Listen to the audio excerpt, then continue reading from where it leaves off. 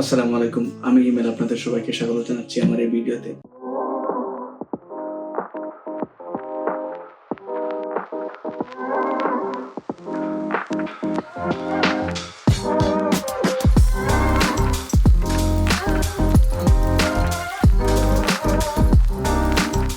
আমরা যারা ইউকেতে স্টুডেন্ট কিংবা ওয়ার্ক পারমিট ভিসায় আছে তারা অনেক সময় ইউরোপের বিভিন্ন দেশ যেমন France, Spain, Portugal, Germany, Italy এই দেশগুলোতে ভ্রমণ করতে চাই। খুব সহজে আমরা সেনজেন ভিসা নিয়ে এই দেশগুলোতে ভ্রমণ করতে পারি। তো আমার আজকের এই ভিডিওতে আমি আলোচনা করবো এবং আপনাদের খুব সহজে বোঝানোর চেষ্টা করবো যে কি কি ডকুমেন্ট লাগবে আপনার সেনজেন ভিসা অ্যাপ্লিকেশনের জন্য, আর কি কি ডকুমেন্ট হইলে আপনি আপনার সেনজেন ভিসার জন্য অ্যাপ্লিকেশন করতে পারবেন। ভিসা অ্যাপ্লিকেশনের জন্য আমরা সবথেকে ইম্পর্টেন্ট যে জিনিসটা লাগবে সেটা হচ্ছে অ্যাপয়েন্টমেন্ট। আপনি চাইলে পিএফএস কিংবা বিএলই ও টিএলএস থেকে অ্যাপয়েন্টমেন্ট নিতে পারেন। টিএলএস থেকে যদি আপনি অ্যাপয়েন্টমেন্ট নেন তাহলে আপনি 4টা দেশের জন্য অ্যাপয়েন্টমেন্ট নিতে পারবেন। সেটা হচ্ছে ফ্রান্স, সুইজারল্যান্ড, জার্মানি, বেলজিয়াম। সেক্ষেত্রে একটা জিনিস আমরা মনে রাখতে হবে যে টিএলএস এর মাধ্যমে যদি আপনি কোনো অ্যাপয়েন্টমেন্ট নেন তাহলে আপনাকে অ্যাপয়েন্টমেন্ট কনফার্মেশন করার জন্য 25 পাউন্ডের মতো পে করতে হবে। আপনি বিএফএস থেকে যে কোনো দেশ যেমন Estonia, Lithuania, Latvia, Norway, Netherland এই দেশগুলো অ্যাপয়েন্টমেন্ট নিতে পারেন। আর আপনি স্পেনের অ্যাপয়েন্টমেন্ট নেওয়ার জন্য আপনি সরাসরি স্পেনের এমবেসি বিএলএস থেকে অ্যাপয়েন্টমেন্ট নিতে পারেন। অ্যাপয়েন্টমেন্ট নেওয়ার আগে একটা জিনিস খেয়াল রাখবেন, সেটা হচ্ছে কান্ট্রি সিলেকশন। আপনি যদি টিএলএস এর থ্রুতে অ্যাপয়েন্টমেন্ট নিয়ে ফ্রান্স, বেলজিয়াম, জার্মানি কিংবা সুইজারল্যান্ডে ভিসার জন্য জমা দেন তাহলে এই দেশগুলো আপনাকে ইউজুয়ালি 90 দিনের ভিসা দিয়ে থাকে। আর বিএফএস এর থ্রুতে যদি আপনি গ্রিস, এস্তোনিয়া, লিথুনিয়া, তারপর নরওয়ে এই দেশগুলোর জন্য যদি আপনি ভিসা অ্যাপ্লিকেশন জমা দেন তাহলে সেই দেশগুলো আপনাকে ইউজুয়ালি আপনার হোটেল বুকিং যতদিন থাকে তার থেকে 4-5 দিন অথবা 1 সপ্তাহ বেশি দিনের জন্য ভিসা দিয়ে থাকে। লেটস সে আপনার 12 দিনের জন্য হোটেল বুকিং আছে, সেক্ষেত্রে আপনাকে হয়তো 15 দিন কিংবা ম্যাক্সিমাম 20 দিনের ভিসা প্রোভাইড করবে। আর আপনার থার্ড অপশনটা হচ্ছে বিএলএস, সেটা শুধুমাত্র সরাসরি স্পেন এমবেসির অ্যাপয়েন্টমেন্ট। আপনি যদি স্পেনের এমবেসির অ্যাপয়েন্টমেন্ট নিয়ে ভিসার জন্য জমা দিতে পারেন তাহলে সেক্ষেত্রে আপনি মিনিমাম 6 মাসের জন্য ভিসা পাবেন। সেক্ষেত্রে আমার যে সাজেশন হচ্ছে আপনারা চেষ্টা করবেন যাতে স্পেন এমবেসির অ্যাপয়েন্টমেন্ট নিয়ে স্পেনের ভিসার জন্য জমা দিতে পারেন। এখন ধরেন আপনি অ্যাপয়েন্টমেন্ট পাইলেন 1 মাস পরে, তো 1 মাস পরে অ্যাপয়েন্টমেন্ট পাইলে আপনাকে এখন কিচ্ছু করা লাগবে না। যেদিন আপনার অ্যাপয়েন্টমেন্ট সেই দিন আপনি সিম্পলি 7-8টা ডকুমেন্ট নিয়ে জমা দিলেই আপনি ভিসা পেয়ে যাবেন। তো কি সেই 7-8টা ডকুমেন্ট আমি আপনাদের একটা একটা করে বলবো।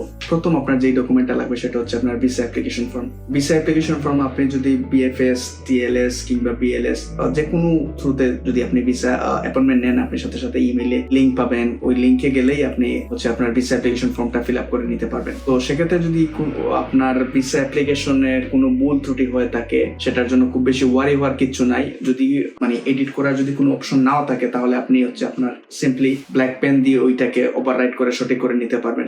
সেক্ষেত্রে আপনার ওয়ারি হওয়ার কিছু নাই। আপনার দ্বিতীয় যে ডকুমেন্টটা লাগবে সেটা হচ্ছে স্টুডেন্ট স্ট্যাটাস লেটার। আর আপনি যদি ওয়ার্ক পারমিট ভিসা কিংবা পিএসডব্লিউ তে থাকেন তাহলে আপনার এমপ্লয়মেন্ট লেটার এবং রিসেন্ট লাস্ট 3 মাসের পে স্লিপ আপনার শো করা লাগবে। থার্ড যে ডকুমেন্টটা আপনার লাগবে সেটা হচ্ছে ট্রাভেল হেলথ ইন্স্যুরেন্স। আপনি যদি সিম্পলি গুগলে গিয়ে সার্চ দেন ট্রাভেল হেলথ ইন্স্যুরেন্স আপনার সামনে অনেকগুলো অপশন আসবে, যেমন UK post office travel insurance, Europe assistance, এছাড়াও আরো অনেকগুলো ট্রাভেল ইন্স্যুরেন্স আছে। আপনাকে এমন একটা ট্রাভেল ইন্স্যুরেন্স সিলেক্ট করতে হবে যেটার মিনিমাম কভারেজ হতে হবে 30,000 ইউরো। এমনিতে যেগুলা আপনাকে শো করবে গুগলে সবগুলার এই মিনিমাম কভারেজ 30,000 এর উপরে হয়ে থাকে। তো একটা ট্রাভেল ইন্স্যুরেন্সের জন্য আপনার কত টাকা খরচ হতে পারে সেটা ডিপেন্ড করে। আপনি হয়তো 10 পাউন্ড থেকে শুরু করে 30 পাউন্ডের মধ্যেই আপনার একটা ট্রাভেল হেলথ ইন্স্যুরেন্স করে নিতে পারবেন। সেক্ষেত্রে আমার কোনো সাজেশন নাই, আপনি গুগল করে যে কোনো ট্রাভেল হেলথ ইন্স্যুরেন্স করে নিতে পারেন। চতুর্থ যে ডকুমেন্টটা আপনার লাগবে সেটা হচ্ছে আপনার ব্যাংক স্টেটমেন্ট, ফিনান্সিয়াল এবিলিটি। তো আপনার ব্যাংক স্টেটমেন্টটা ম্যাটার করে আপনার ক্লোজিং ব্যালেন্স। আপনার ক্লোজিং ব্যালেন্স কত থাকবে সেটি আপনার মেইন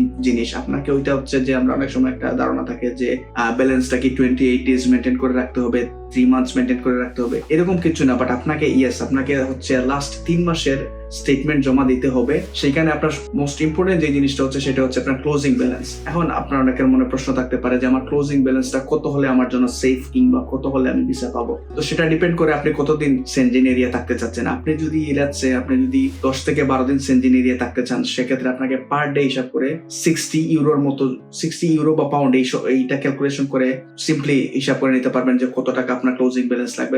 আপনি 5 দিন থাকতে চাচ্ছেন, তো 5 দিনের জন্য আপনাকে 5 × 6 300 ইউরো। 300 ইউরো যদি আপনার 300 ইউরোর ইকুইভ্যালেন্ট যদি আপনার অ্যাকাউন্টে থাকে তাহলে যাচ্ছে না। 5 নম্বরে আপনার যে ডকুমেন্টটা লাগবে সেটা হচ্ছে আপনার ট্রাভেল আইটিনারি। আপনি যেই দেশের ভিসার জন্য জমা দিবেন সেই দেশের 2 ওয়ে যাওয়া এবং আসার কনফার্ম এয়ার টিকেট আপনাকে জমা দিতে হবে। এখন কনফার্ম এয়ার টিকেট আপনি আসলে ডিপেন্ড করে আপনি কতদিন পরে যেতে চাচ্ছেন। আপনি যদি যাচ্ছে 3 মাস পরে যান তাহলে অনেক সময় দেখা যায় যে 40 থেকে 60 পাউন্ডের মতো স্পেন্ড করে আপনি টিকেট করে নিতে পারবেন। আর আপনার যদি ইন্টেন্ট ডেট যদি একদম কাছে থাকে তাহলে হচ্ছে সেক্ষেত্রে আপনাকে হয়তো অনেক বেশি টাকা দিয়ে এয়ার টিকেট কনফার্ম করতে হবে।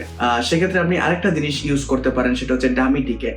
আপনি কনফার্ম এয়ার টিকেটের বদলে আপনি চাইলে ডামি টিকেট ইউজ করতে পারেন। ডামি টিকেট আসলে হচ্ছে এমন একটা টিকেট যেটা পুরোপুরি ফেক না, বাট এটা একটা নির্দিষ্ট সময়ের জন্য ভ্যালিড থাকে। লেটস সে আপনি কোনো থার্ড পার্টি ওয়েবসাইট ব্যবহার করে আপনি একটা ডামি টিকেট করলেন, ওই থার্ড পার্টি ওয়েবসাইটে আপনার লেখা থাকবে যে এই ডামি টিকেটটা আসলে কত দিনের জন্য ভ্যালিড থাকে। অনেক সময় এটা 2 দিনের জন্য ভ্যালিড থাকে, অনেক সময় সেটা 7 দিনের জন্য ভ্যালিড থাকে, যেটা সচরাচর আপনার ভিসা পাওয়ার জন্য যথেষ্ট। আপনার এখন প্রশ্ন থাকতে পারে যে আমি কখন ডামি টিকেট ইউজ করব। লেটস সে আপনার হচ্ছে আপনি যখন ভিসা অ্যাপ্লিকেশন জমা দিচ্ছেন সেটাতে আপনার ইন্টেন্ট ডেট হচ্ছে আপনি 15 দিন বা 20 দিন পরে যেতে চাচ্ছেন, সেক্ষেত্রে আপনি যদি কনফার্ম একটা এয়ার টিকেট কিনতে যান আপনাকে অনেক টাকা স্পেন্ড করতে হতে পারে, বা এয়ার টিকেটের ফেয়ার অনেক বেশি থাকবে।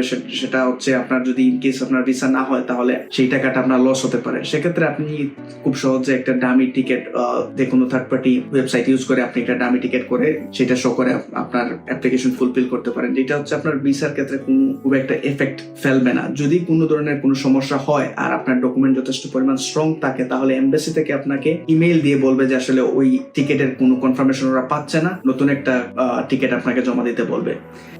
আমার আসলে সাজেশন থাকবে যে আপনি ডামি টিকেট না করে কনফার্ম এয়ার টিকেটই বুক করে যাওয়ার জন্য। 6 নম্বরে যে ডকুমেন্টটা লাগবে সেটা হচ্ছে হোটেল বুকিং। আপনি booking.com কিংবা যে কোনো থার্ড পার্টি ওয়েবসাইট ব্যবহার করে আপনি সহজে হোটেল বুকিং করে নিতে পারবেন, যেটার জন্য আপনাকে কোনো ধরনের কোনো পেমেন্ট করা লাগবে না। আপনি যদি booking.com এ যান, গিয়ে ওইখানে দেখেন যে পেইং প্রপার্টি, যেই প্রপার্টিগুলোতে লেখা আছে এরকম একটা প্রপার্টি যদি সিলেক্ট করেন তাহলে আপনি আপনার কার্ড ডিটেলস দিয়ে কোনো ধরনের কোনো ফি ছাড়া আপনি বুকিং করে নিতে পারবেন। সেক্ষেত্রে আপনার একটা জিনিস মাথায় রাখতে হবে, যখন আপনি ভিসা পেয়ে যাবেন তখন আপনি ওই বুকিংটা ক্যান্সেল করে নেবেন, না হলে আপনাকে পরবর্তীতে ক্যান্সেলেশন ফি দেওয়া লাগতে পারে। বাট আপনি যদি সময় মতো আপনার বুকিংটা ক্যান্সেল করে নেন তাহলে আপনাকে কোনো ধরনের কোনো এক্সট্রা ক্যান্সেলেশন ফি পে করা লাগবে না। সর্বশেষ আপনার কিছু সাপোর্টিং ডকুমেন্ট লাগবে, যেটা হচ্ছে আপনার পাসপোর্টের ফটোকপি, পিআরপি ফটোকপি এবং আপনার নিচের ফটো, যেটার সাইজ হবে 35x45। আর আরেকটা জিনিস মনে রাখ, যেই দিন আপনি আপনার ফাইল জমা দিতে যাবেন সেই দিন অবশ্যই আপনার অ্যাপয়েন্টমেন্ট লেটারটা প্রিন্ট আউট করে সাথে নিয়ে যেতে ভুলবেন না। সর্বশেষে সবার উদ্দেশ্যে একটা কথা বলতে চাই যে এই ভিডিওর উদ্দেশ্য হচ্ছে আমি যা জানি সেইগুলো হচ্ছে সবার সাথে শেয়ার করা।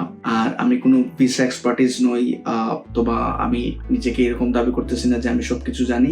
তো আমি জানি এই ভিডিওতে যেই ফ্যাক্ট বা যেই বিষয়গুলো নিয়ে আমি আলোচনা করেছি সবগুলো বিষয় কম বেশ আপনাদের সবার জানা। তারপরে অনেকের অনেক কনফিউশন থাকে, সেই কনফিউশন দূর করার চেষ্টা করেছি আমি। তো আশা করি এই ভিডিওটা আপনাদের সবার ভালো লাগবে। যদি ভালো লাগে তাহলে লাইক করুন, কমেন্ট করুন, সাবস্ক্রাইব করুন। Thank you.